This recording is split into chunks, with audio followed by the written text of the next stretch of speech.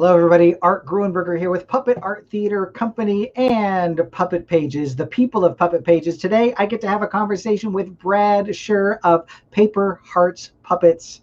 Stick around. We're going to have some fun.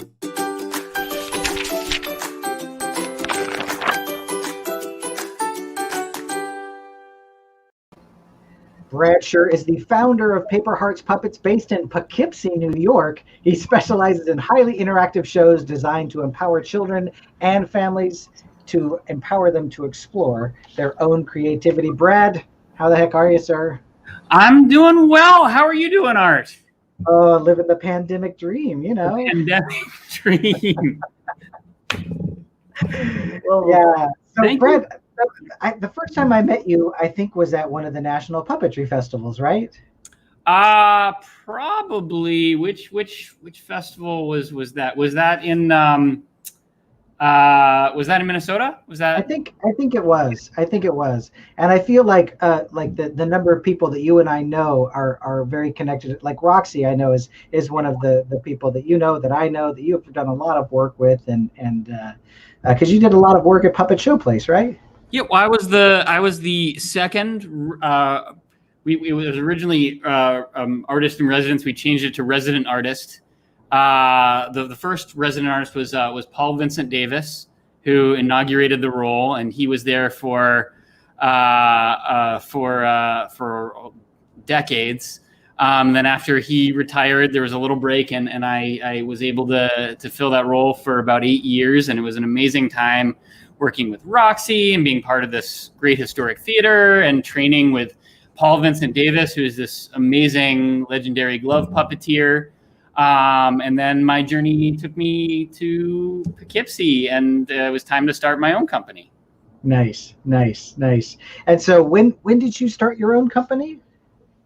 Just a few years ago, pretty much in 2017. My fiance got a job here teaching at Vassar, and we decided this is where our journey has to go next.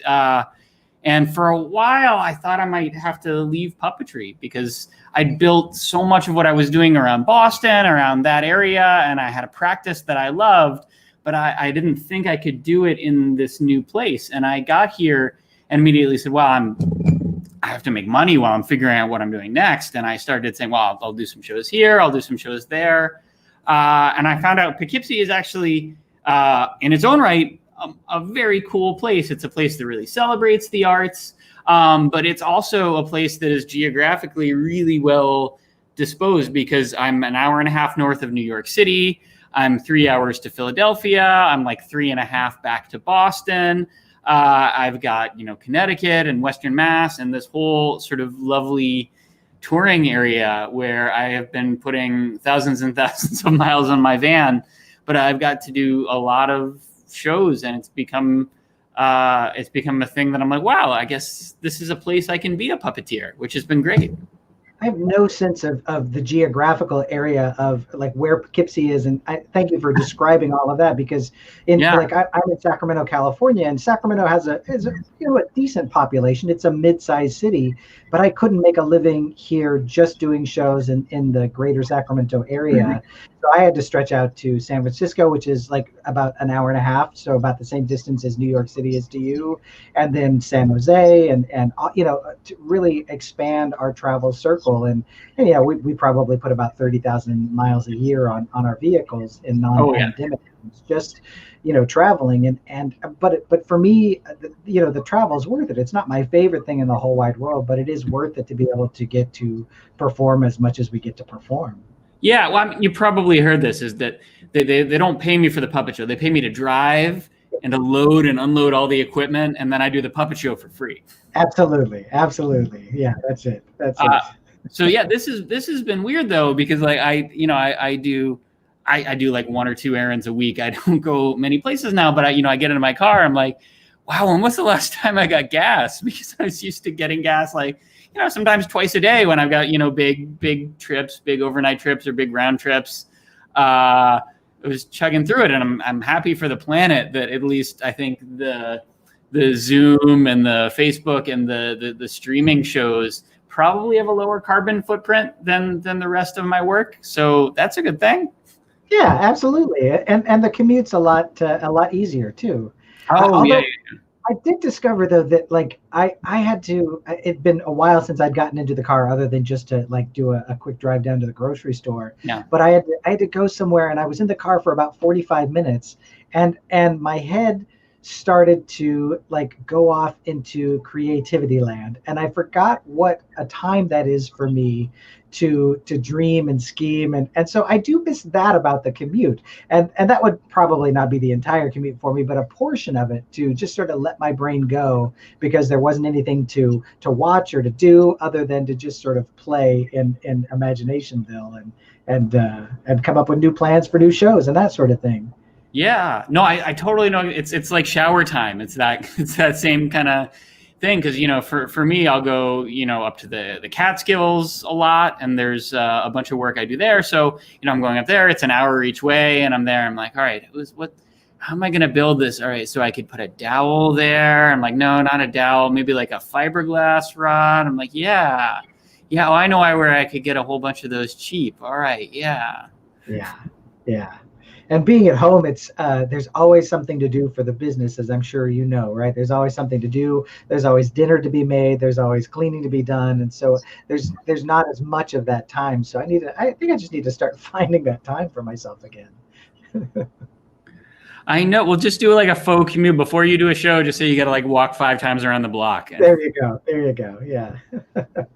So the shows that you're doing as Paper Heart Puppets, you developed a lot of those while you were living in Boston. Is that?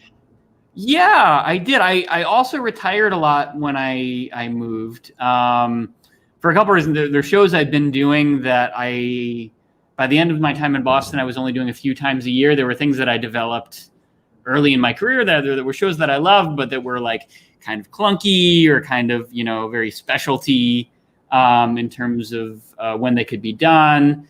And a lot of the shows I've been doing at that point were shows that belonged to Paul Vincent Davis, the original artist in residence. One of the amazing parts of my time there was he allowed me to learn and perform a few of his shows, which was amazing. And he had offered for me to take some of them with me. And I said, I'm like, wow, I'm excited about making my new stuff. And I really love the idea of other people in Boston at the Showplace continuing his work. And we're still working on having that happen. We actually, the Ballard Institute in Connecticut at University of Connecticut just had this year an amazing, huge exhibition of Paul's shows.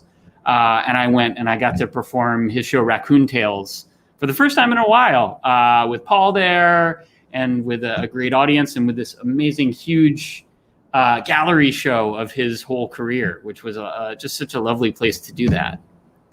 What did performing Paul's shows do for you, and how have they influenced the shows that you're doing now?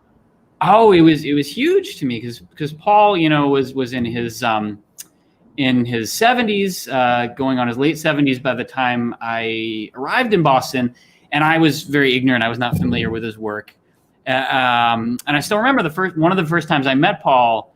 I'd been hired, and I'd known the theater from when I was a kid. When I was 4 years old, I apparently went to the theater. I hadn't been really associated with it since, so I didn't remember Paul or know his work or know that he was, like a 5-time Unima citation winner, or so, beloved and so world traveled and talented. And he was in the hospital. He had a lot of health problems, and I visited him in the hospital, and he's there sort of lying back in the bed. And he just starts going, he's like, all right, so Raccoon comes out, and Raccoon's like, magic pawpaw. and then like Fox is like, if I could eat a magic pawpaw. And I'm there, and the door's open, and the nurses are just like looking in and seeing the 70-year-old guy going like this and doing the voices, and they're thinking something's terribly wrong. That's brilliant. I love it. But it was amazing. And Paul, we could spend an hour and I wouldn't even scratch the surface of the stuff that Paul taught me. But I mean, a lot of the big stuff is he taught me a lot of the things that stick with me the most are a lot of those ways that I, as a young puppeteer, thought I was so darn smart and so darned ambitious. and was like completely wrong. So like, one thing I thought is like, oh my gosh, well, I want my show to be rich, which means I need to have a lot of really elaborate set pieces and a lot of things that are popping up and down and a lot of these elements. And I started doing Paul's shows, and he would have, a scene that would be set by a tree and like, a tower, and, one thing changes. And I started performing his shows and sort of learning this alchemy of, one thing goes out, one thing goes in. The audience isn't waiting. It happens so quickly. This one thing is so iconic. It transforms the space in a big way. It all packs into this tiny case. And so he'd been honing this sort of practice that, it's about what it is to set up. It's about what it is to change and to do it elegantly and quickly and to say a lot with very little. And he had this whole career's worth of honing that skill set. And I needed to be disabused of all my bad ideas of more is more.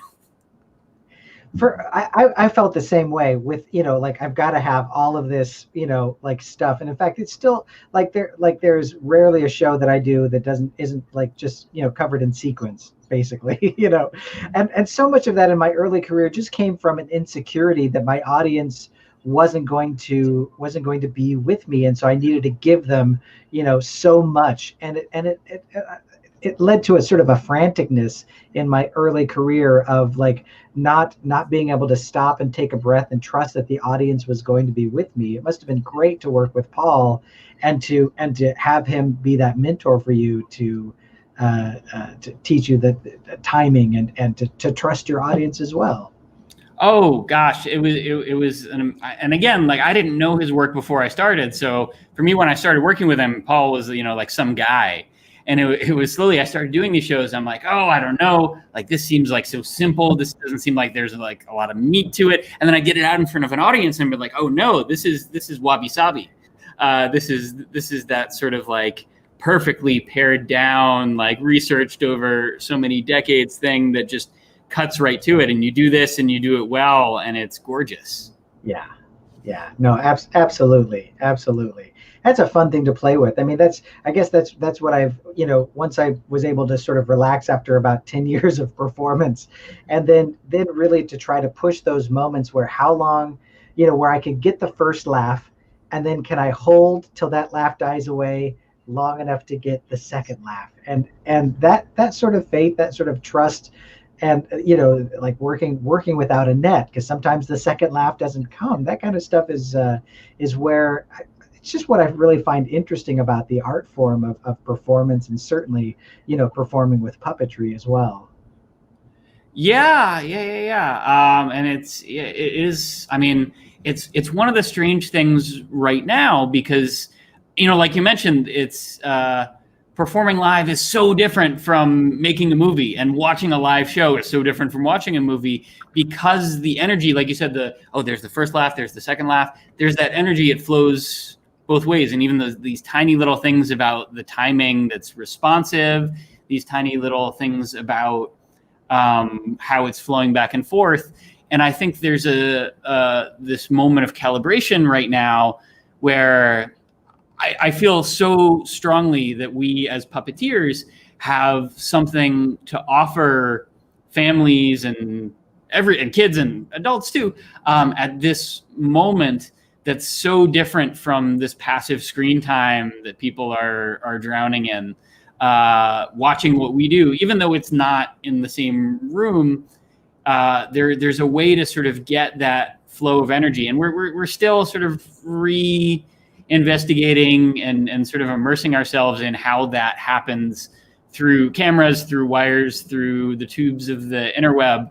But slowly, especially over the spring and summer, the more programs I've been doing, and you might be finding this too, I'm like, all right, here's this way, I mean, I've been doing a lot of small shows, which has been great, over things like Zoom, where I'm like, I'm keeping all of the audio channels open so that we can hear each other and they can hear each other. And that creates this energy that's just so different from them watching something on Netflix or from them watching a pre-recorded show. And it's still there, and we're still finding it and digging for it, and hopefully digging for ways that this kind of two-way connection can really uniquely happen with this intimacy. Because right now, like when I'm in a theater, you can have the seat at the back of the house and you can have 50 people between you and the stage. And right now, when we're doing these things through the computer, right now our audience is, hey, this is the screen, you're sitting in front of the screen, I'm talking to you. This is energy between me and you. And there's ways that I think I'm working on and other performers are working on making that connection really specific and really rich. A lot of artists who are my friends, who I've gotten the chance to work with over the years, are doing really lovely stuff. Bonnie Duncan, who's also in Boston, has been doing this great thing called Screenplay. That's about, interacting with the screen and being physical and being in your space. And I'm in my space, you're in your space. We're exploring it together. We're doing this thing that would have never worked live in the space together, but that is so much more than watching something pre-recorded does. Sarah Nolan, who has my old job at the Puppet Show Place, is also working with similar stuff that, I consider myself a formalist at the end of the day. I don't know if you make that same designation. Like, my playground is like how we're doing stuff. So this is really exciting to me, to be finding ways to maintain this connection in this new offshoot of the medium. Yeah, I think it's similar for me. It's because I dove in with shows that are heavily audience participatory, and all of a sudden we don't have an audience. And so how do we not lean on that crutch as much as we would with with an audience of 50 children, where they're just going crazy at the exact right times? Because that's what I spent the first 20 years of my career doing, is honing that ability to get an audience to get so noisy and to get them to be completely quiet 5 seconds later. And now that's just not really part of the show, but we still want that same excitement, and we want two things, at least for me. We want them to have a sense that the show is just for them, but we also want them to have a sense that they are part of a gathering, even though they're not all gathering in the same place. And I think we're getting closer to that the more shows that we do, and we've certainly found cheats where we can still have the kids participate. I don't know if you've run into this at all, but we've had a lot of schools be concerned about having cameras on, just because of bombing and inappropriate things that can happen, and we don't want to expose the kids to any of that. But there has been some smaller venues, I think, like you have had, where I've had the sound off, but I've been able to see the kids and to watch them point when the dragon is sneaking up behind someone, or to watch them just get frantic on the screen, has been just like a breath of fresh air for me to see, because I've been performing to this little camera the whole time, and to be able to glance over at a monitor and see the kids just going crazy, it's just been the very best. And I guess that's been some fate for me, to know that that's hopefully happening, but to see proof of concept is really nice. Oh gosh, yeah. And yeah, the shows where there isn't that feedback, and they've been happening, where there's no camera and there isn't that two-way, are tough, because we're so used to getting that interaction. It's funny. I think about my work, and I sell my work as being interactive for the kids, as giving them this opportunity to affect what happens on stage and to really feel like a part of it. But I need to feel that interactivity. I need to feel that it's flowing two ways. So some of my toughest shows since the pandemic are the ones where I'm in, like, all right, it's me in my little studio space I've carved out, and maybe the sound of the dehumidifier in the distance, and I hope this is going through the way it does when I do it live. Yeah. Fingers crossed. Fingers crossed. And the feedback's been great. I think people are still enjoying the shows. People are still having a good time with the shows. I think some of my partners, especially when I work with libraries, they're working on convincing their audiences that these online programs can be rich and can be worthwhile, because I think there's things happening online that are not. Well, speaking of feedback, we have, I think, one of your fans here. What's hey. the school? Is that a local school for you, or? No, this has been one of the really interesting things. I've been doing a lot of teaching over the summer, probably more teaching than performing, actually, which is, it's part of what I really love, and it's been a big part of my practice. And I've gotten to teach with groups who I don't always get to teach with. So Mrs. Sharma runs a school in Western Mass. That's a good. I think it's actually like a good. Sorry, not Western Mass, Central Mass in Worcester, which I think is a good 3-hour, 2.5-hour drive for me. So I've, before the pandemic hit, I've been the last few years performing there once a year. And we could manage the sort of budget and the timing to get out there. It's sort of at the edge of my regular touring radius for a single show. But I love their school and I love the group and I love doing it. And since the pandemic hit, suddenly distance isn't an issue. So I've been teaching with them since this spring. We did an extended residency. And then as things still had to be online, we decided their final project was going to be a puppet show using all of their US history stuff. So we worked with the kids to sort of come up with ways for them to use puppets to explore their US history knowledge. I worked with another sort of summer program where we were working with kids from Morocco and Mexico and the US, all in one virtual Zoom classroom. So I've gotten to work with a lot of kids who I would normally not get to do an extended teaching project with these kids because the geography just would make it honestly too expensive.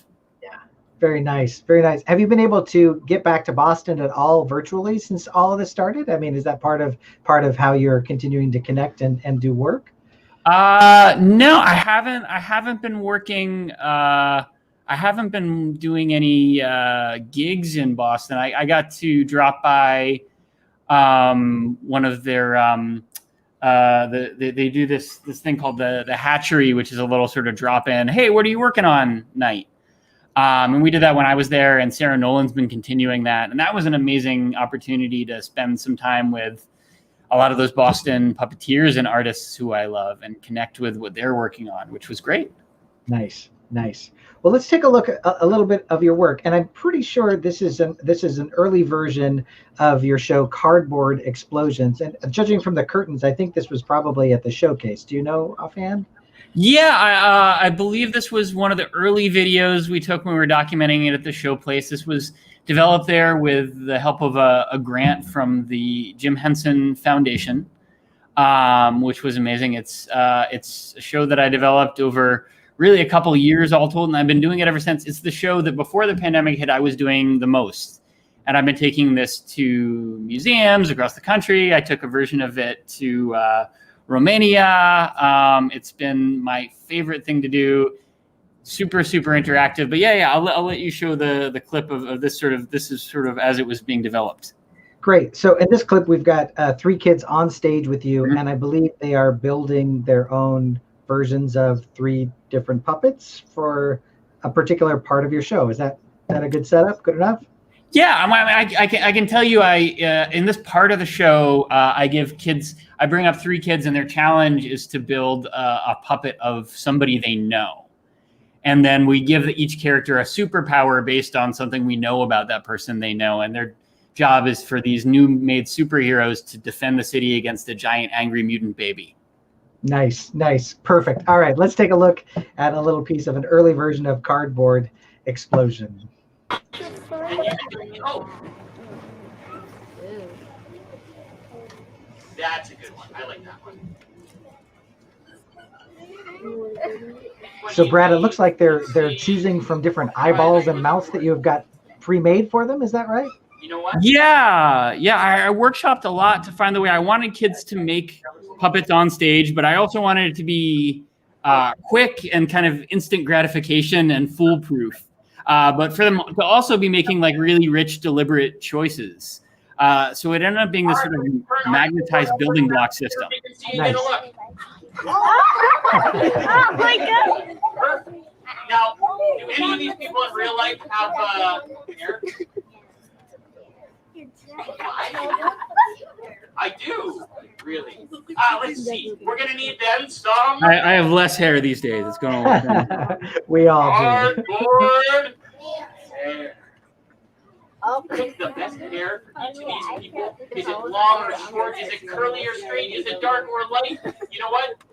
This is probably the one for me. No. And let's see. Does your sister have curly hair? So Brad, once the kids get their puppets all built and everything, do they manipulate? Do they perform in the show with you? They do. So they launch the puppets, and obviously there's a lot of I think what I'm looking for when I do that show is there's levels of trust and openness that can happen. And as that show developed, what I do is I bring them up, and I've watched them in the audience. This is the second act, so I've seen who these kids are, and I am able to sort of open it up and give them a lot of freedom, or I'm able to keep it kind of limited and have them do a simple thing. And some of it, like when I've seen kids, I'm like, all right, this kid is great. I'm just going to give this kid room and see what they do. So it'll be something like, they'll be like, oh, this is my brother. What the initial prompt is, we need, who knows, like somebody who's like a great helper, because we need some help here. And so they each make somebody they know who's a great helper, which is generally a family member or somebody at their school or, somebody in their community. So somebody will say like, my brother's a great helper. I'm like, great. What is one thing that your brother is awesome at? What is your brother really good at? And they'll say, oh, my brother tells great jokes. I'm like, fabulous. All right. So then our big villain comes out, which is another audience volunteer who doesn't know what they're doing until they get up, and they've got this big overhead giant baby. You can see that in the promo image used for the show, and they come up and I make them dance and I totally abuse them. It's great.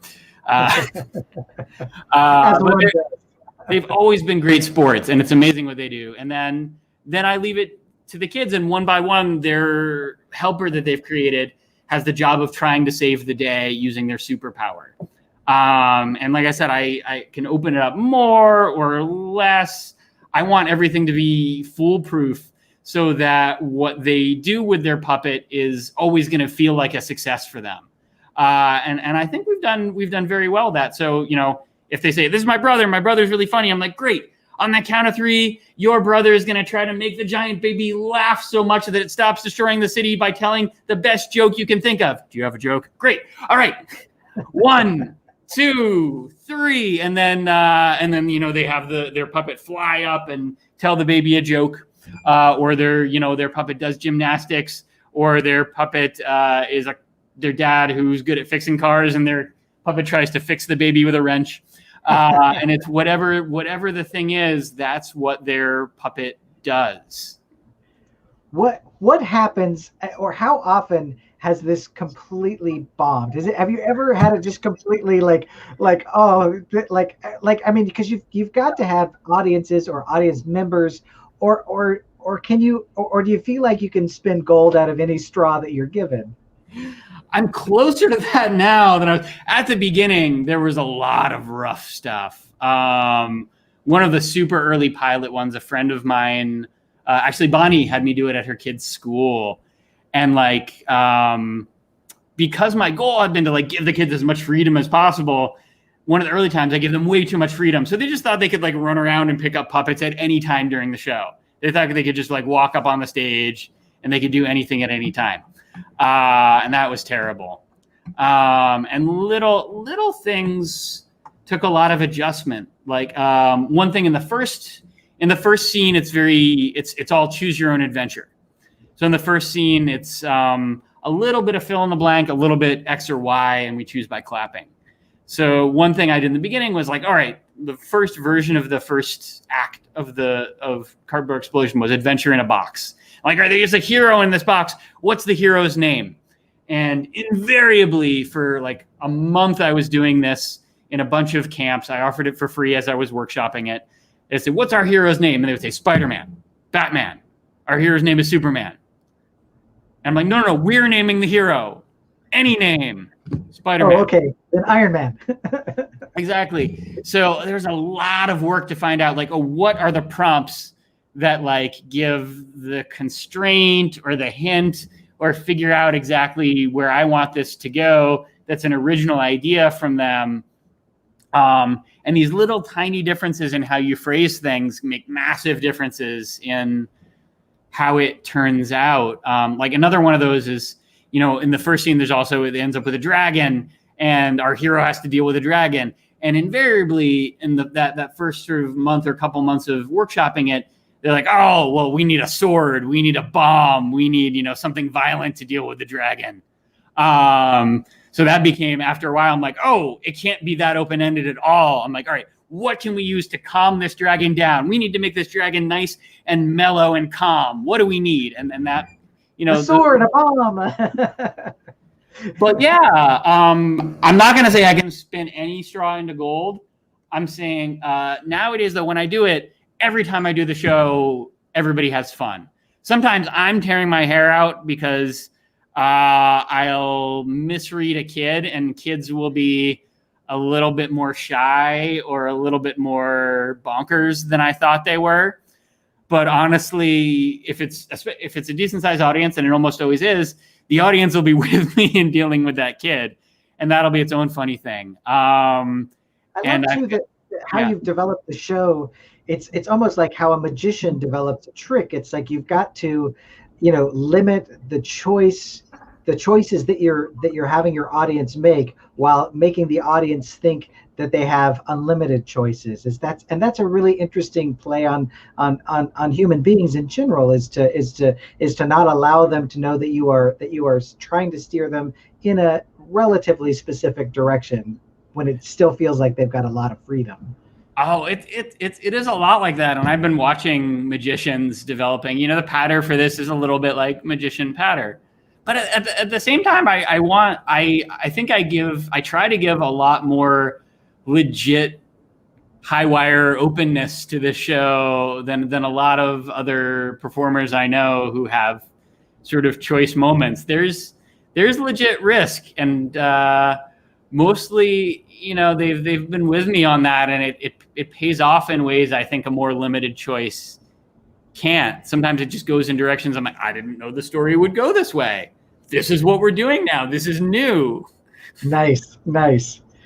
So let's fast forward. So you're doing Cardboard Explosion in museums and schools, and you're touring it all over the place. And then March 13th, 2020 happens, and everything starts to shut down. What was that like for you as a performer? It was. I'm not gonna lie. It was very difficult, and I think, like a lot of performers, I might have gone through stages of grief. Was it Elizabeth Kubler-Ross? So it was like, oh, denial. It's like, oh, this is just going to be like a couple weeks, and we're back on the trail, and anger and bargaining, all that fun stuff. It came as I had I was doing a lot of teaching work in the spring. I had 2 big residencies planned, and my communication with them is like, all right, obviously we're going to have a pause now, and, we're going to wait and see, and this is going to happen, and a whole bunch of other really difficult stuff. Like I had, a couple clients who owed me money, and this, more than a few $1,000s. And suddenly they're like, well, our office is closed. We can't cut checks now. And maybe we won't be able to do that until the school is open again. Yikes. So it was a little bit dark. And, personally, at the same time, our wedding was coming up that we slowly acknowledged we had to postpone again. So it took a little while to get a sense, and I think we're even still getting a sense. I think the big thing for planning for this and pivoting to being able to serve kids and families with this work we do, which I think is so important, is figuring out, all right, what is the time scale of this? And that was my big question early on. I'm like, well, am I planning of finding ways to keep my audience engaged for like a couple weeks or a couple months? Is this going to be a year? And it was so hard to plan. I kept racking my brains. I'm like, well, what is my way of putting my energy into this so that it serves, whether this is this time period, or this time period? Of what you're planning for now? I mean, I know none of us can look into the crystal ball and see what the future is going to hold, or how quickly we're going to have a vaccine, or any of the rest of it. But do you have, if you had to guess, what are you working with now as your mental guide? No, it's a good question. I feel like I feel like we're not going to be 100% out of the woods for at least this full year. And so I've gotten to a point where I'm like, all right, I'm continuing to enrich and develop this work. Like it is worthwhile for there to be work created for this period and work that is optimized for right now. And some of my shows are going to make this translation, and some of my shows I haven't been doing yet, I have to adapt. And some of my shows are going to be mothballed for a little bit. My 2-person show with a musician from Rhode Island is one I'm probably not going to do during the COVID era for a while, which is sad because I had a tour of that planned for this summer. So a show like Cardboard Explosion, that's obviously you're having such a audience input with kids on stage. Is that a show that you feel like you can translate to a live streaming interactive show, or? A little bit. Like I was saying, the prompts are so specific and they're so honed over the last few years of performing it.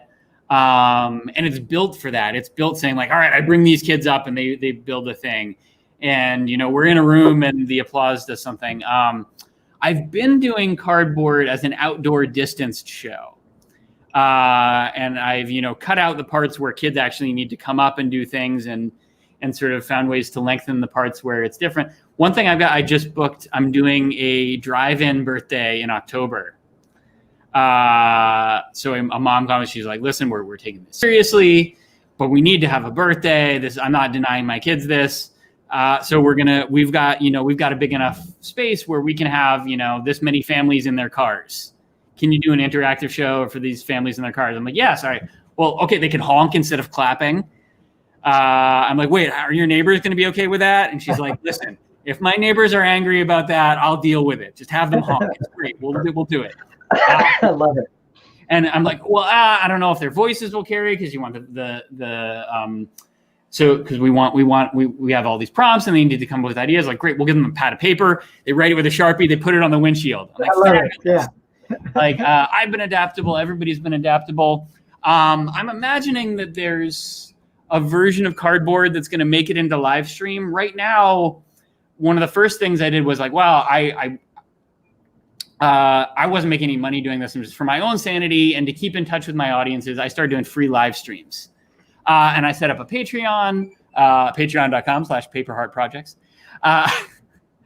And that was helping to support that. And just like going through ideas, I'm like, well, I love these ideas. What I love is something that's two-way and something where I'm sort of taking their idea and making it something real. So the first versions of Build Along with Brad became this sort of style of glove puppet without the glove that I'd been working with a little bit. That was actually an original part of Cardboard Explosion that ended up getting cut.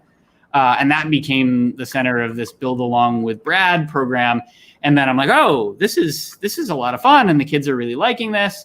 So that became a show that I was selling for birthdays and libraries and other things. And it's, this really intimate thing where I'm just taking your ideas and making puppets, and immediately they become the short show that just built on a lot of the ideas and the practice that I built up with Cardboard, even though it wasn't those exact scenes or those exact puppets. And how, what's a successful Build Along with Brad for you? Is it a numbers game, like having a certain number of people, or is it the ability to engage? What makes one of those? Because I imagine some are great and some are less. I don't know. Is there a? Yeah, well, the free live stream has become very wide ranging. It's a mutt of a program, because my audience is really, really mixed. Because I have puppet geeks who want to talk about like the mechanisms of puppets and references to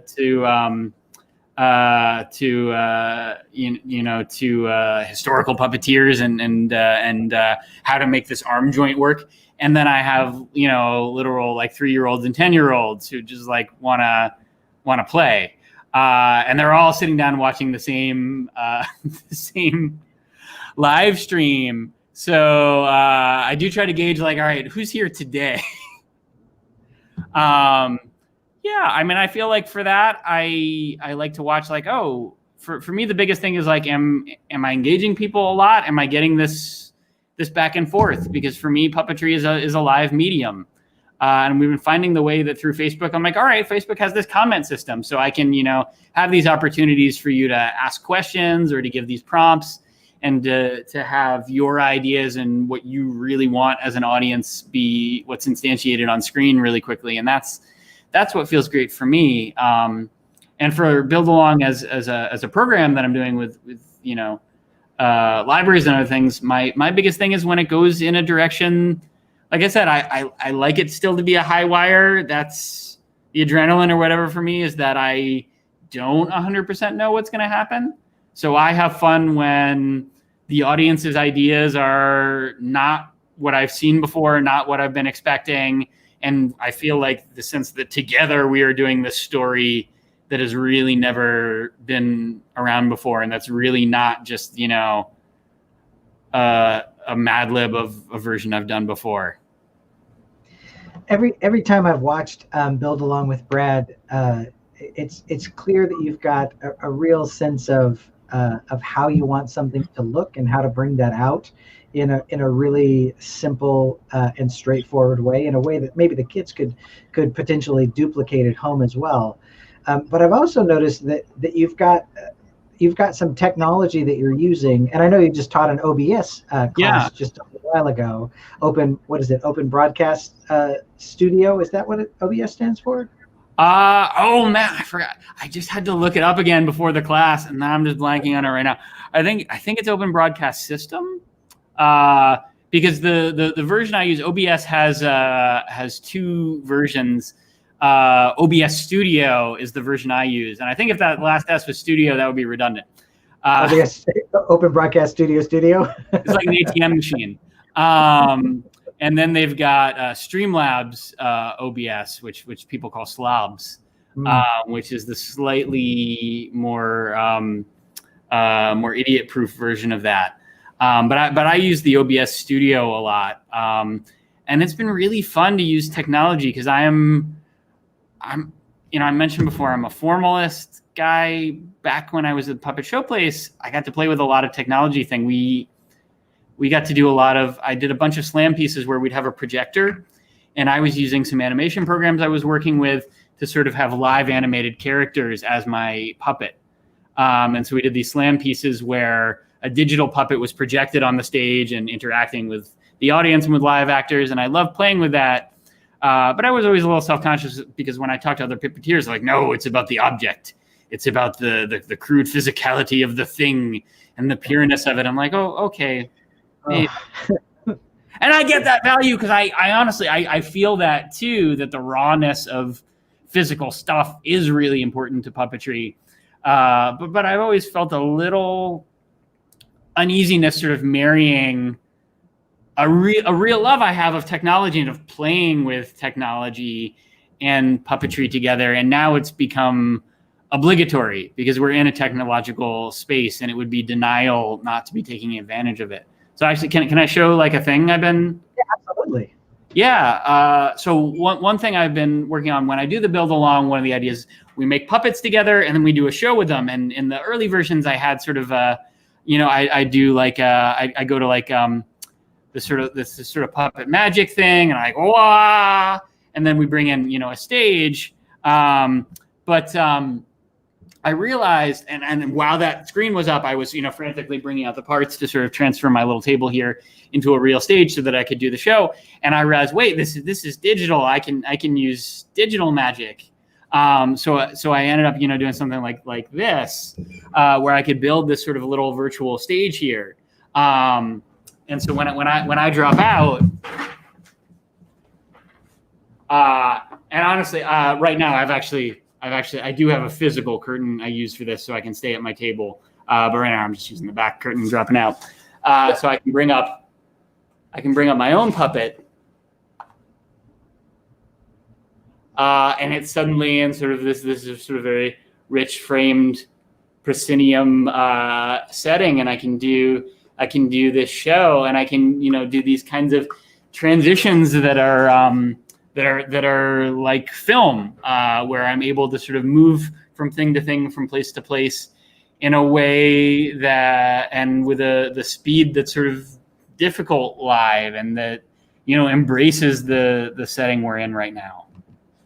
Absolutely. I feel like it took me a good 6 weeks to get up to speed with using the various bits of technology just to have good sound and good lighting. And isn't it amazing how much you can play with scale on the screen? And it's just not the same live. I mean, you could move a puppet back 3 feet in a live show, and it really doesn't make that big a difference. But you move it back 3 feet on screen, or move it really close to the camera.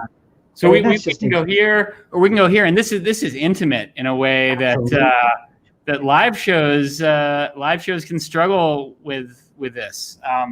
I had this idea when I was working on Cardboard Explosion. That here I'm gonna destage myself. 1 sec. Oh.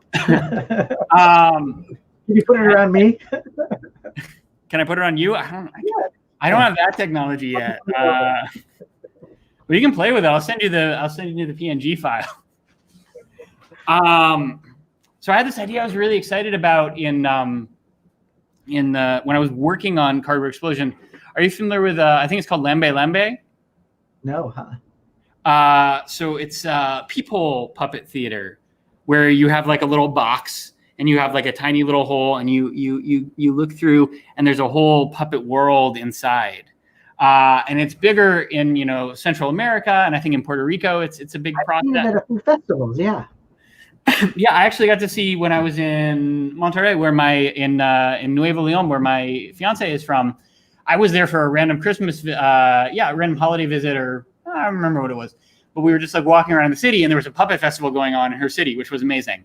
And there was like 15 Lambe Lambe boxes like lined up on the sidewalk.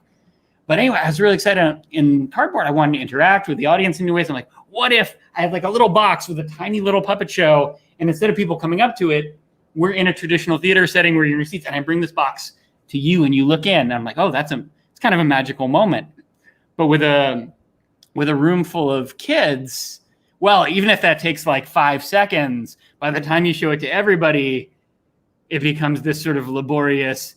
You're either waiting for it or waiting after it, or some kids don't see it, and that's just a non-starter. So that became a thing I couldn't do in the show.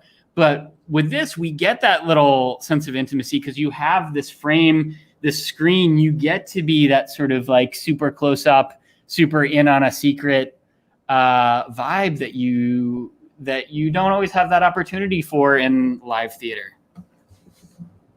And in fact, in live theater, even just performing an individual puppet, I'm trying to spread the love across the entire audience, with the individual puppet. And it's been a really interesting habit to have to remember to break, to know that the camera is every member of the audience, and to continue to return to that focal point as the only focal point when I want to engage in an audience. It doesn't make sense to talk all over the place anymore, because the camera is where the audience is, where the entire audience is. And that's new for me. I don't know about you, but I've done bits and pieces of television puppetry here and there, but my own personal shows have always been live, and so that's been an interesting adjustment to have to make. So how cool to be able to do like sort of the key, the keyhole theater, and to bring that right up to the camera, so people can be in that world from that single perspective point, but all together.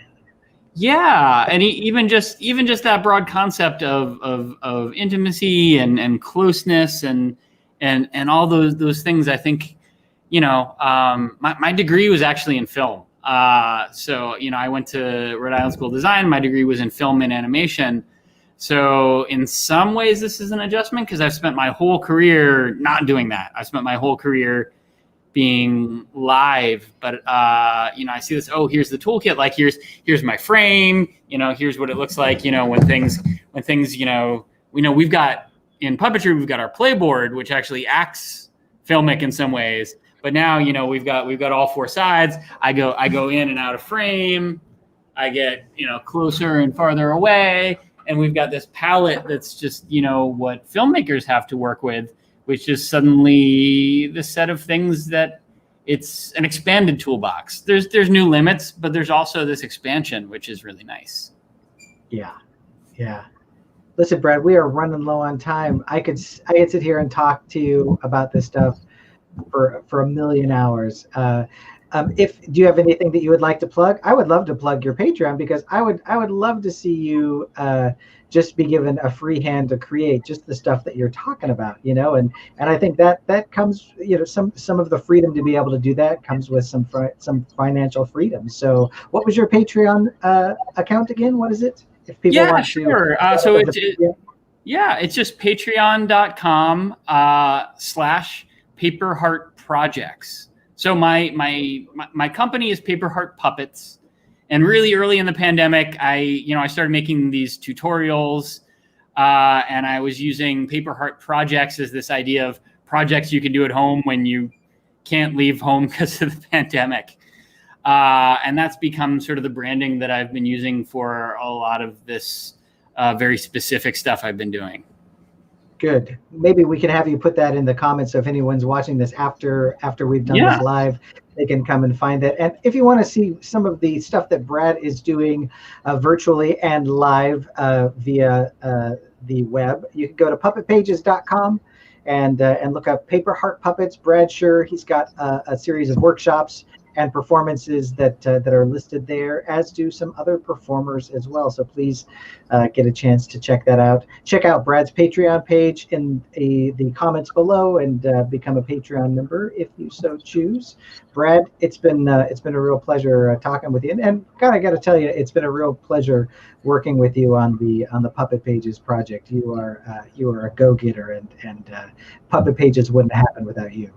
Oh, thank you so much, Art. It's been so great to have you on the team as well, and I've really enjoyed connecting with, honestly, a bunch of fabulous artists and nice people and savvy business folks to see us all through this weird time. So, and thank you again for interviewing me. You are a lovely interviewer. You are a skilled conductor, and I've appreciated this whole series. It's been fun to be on it. Excellent. Well, it's been great to have you. Listen, next week we're having, I can't think of his name now, Mark Brad Shur. Right.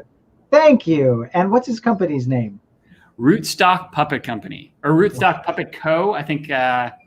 Rootstock Puppet Co. So yeah, come join us next week. If you want to look at any of the other interviews that we've done, you can check out the Puppet Pages YouTube channel, or you can check out the Puppet Pages Facebook page. All of the interviews that we've done with all of the other Puppet Pages artists are listed there, and we've got several more to come. So Brad, thank you so much for joining us today. Thank you everyone who joined us. If you've got any questions, feel free to go ahead and type them in the comments, and we'll see if we can't get to them after we go offline. So thanks again, Brad. Really appreciate it, and I'll talk to you soon, I'm sure.